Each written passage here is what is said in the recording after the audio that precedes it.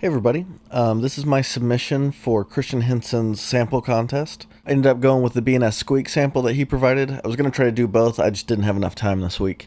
Okay, after I chopped up the audio, I threw an RX denoise plugin on it, just to get some of that background noise out. And then to help even more with the background noise, I used the channel strip plugin where I threw a high pass filter, and then also used the expander in there as well. Just trying to cut out as much of that noise as possible. Then I printed all that audio onto a new track. Then after that, I threw it into Melodyne, did some pitch correction on those samples, and then printed them again. So after pitch correction, I ended up with 3 samples of A#7 and 3 samples of B7. I brought it into Ableton to mess around with it some more. So first thing I do is duplicate a sample of one of my A#7s, and then I just move it off to the side. For this next step, I needed an even number of samples. Then I take that first sample that I just duplicated and I reverse it. Then I take that reverse sample and connect it to a different A# sample, giving me a fade in, fade out sound. So after we merge those first 2 samples, we're going to move on to our next 2 samples of the A#7, giving us a B version of this kind of fade in, fade out effect. So after we finish this, we'll have 2 different versions of our A#7, and this will be more important towards the end of creating this sample instrument. And once I'm done with that, I'm going to do the exact same thing with our B7 sample set. Then once I'm done merging all those samples together, I'm just going to consolidate them just to make it easier to move around. Okay, then after that, I threw a ping pong delay onto this track so we could maybe get a wider stereo image of this sound. Then I printed it onto a new track. Then after that, I sent it through a stereo reverb guitar pedal, the Cathedral pedal by Electro Harmonics.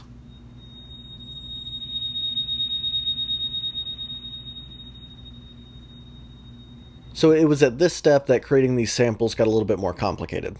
I find that a lot of times whenever you're just using 1 or 2 samples to create an instrument with a wider range, it starts to sound a little bit like one of those cheap $50 electric pianos. So instead of repitching the final product, I repitched the samples before I sent them through the reverb, so you end up with a unique audio file for each sample I end up creating.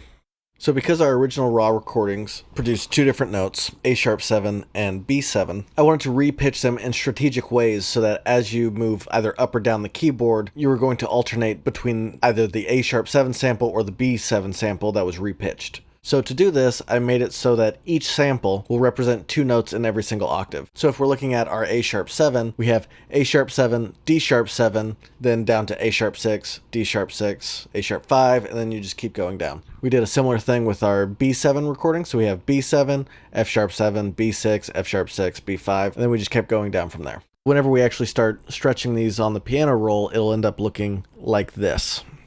All of the A sharps we will stretch down to G. Then the F sharp, we will stretch down to E. The D sharp will just stretch down to D, although I know pitching up a sample is frowned upon. Because those are right next to each other, I pitch the B up to a C sharp. This makes it so that each sample represents half the keyboard. So the A#7 has 6 notes, and the B7 also has 6 notes. And then from here, we just need to move it into Kontakt. So if you remember from one of our first steps, I ended up creating 2 recordings for every single note. I did this so at the end we could create a round-robin effect when loading these into Kontakt. This makes it so that whenever you press a note, it'll play the sample, but if you press that same note again, it'll trigger a different sample of that same note. Then the last thing I did was crank up the release time to give it a more natural fade out.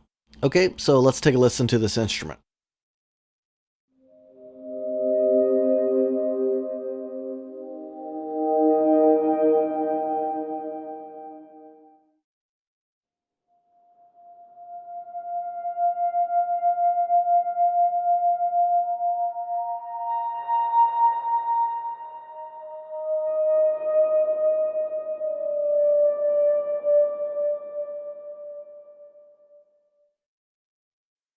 Okay, I hope everybody enjoyed watching how I made this, and thanks again Christian for your awesome channel and putting this whole contest together. I had fun.